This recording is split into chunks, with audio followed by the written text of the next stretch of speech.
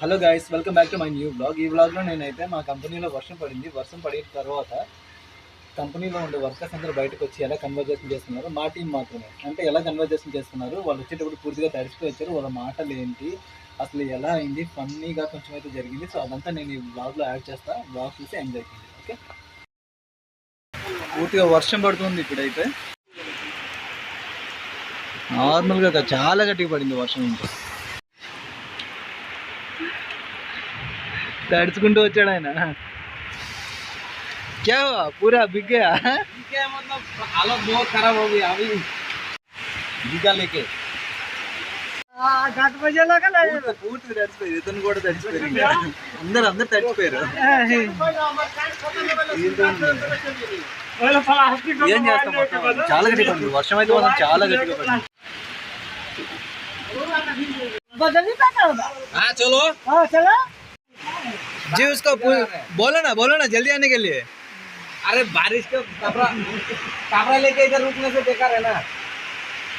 भीगा कपड़ा कैसे रुकेंगे? आ गया वो नया नहीं था आया. ओ गाड़ी का 100 का कनेक्ट नहीं आया. बोलो नया. ठीक है.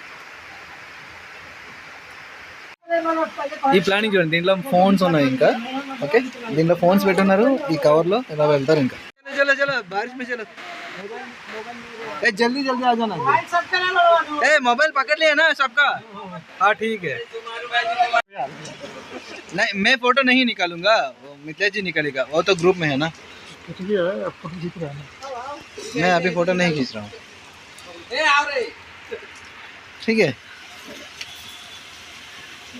मिथिलेश जी फोटो तो खींच दिया. हाँ ठीक है, जय बाय बाय.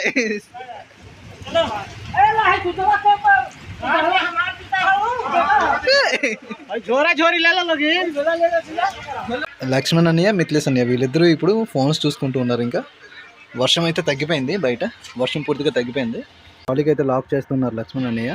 వాళ్ళు వెళ్ళిపోయారు. ఇంకా మేము కూడా వెళ్ళిపోతున్నాము. ఇంకా వర్కర్స్ ఎవరు లేరు కదా. టైం కూడా అయిపోయింది. ఇంకా 5 o'clock అయిపోయింది. సో మేము వెళ్ళిపోతున్నాం. చూద్దాం, ఇంటికి వెళ్ళే దారిలో ఇంకేమైనా అద్భుతాలు కనిపిస్తాయేమో చూడాలి. ఇంకా బాగా వర్షం పడింది కదా, ఇది నిండిపోయింది చూడండి.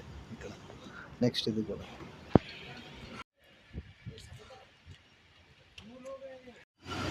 ఇక్కడ చూడండి, రోడ్డు పైన ఎంత నీరు, ఎలా వెళ్తూ ఉందో.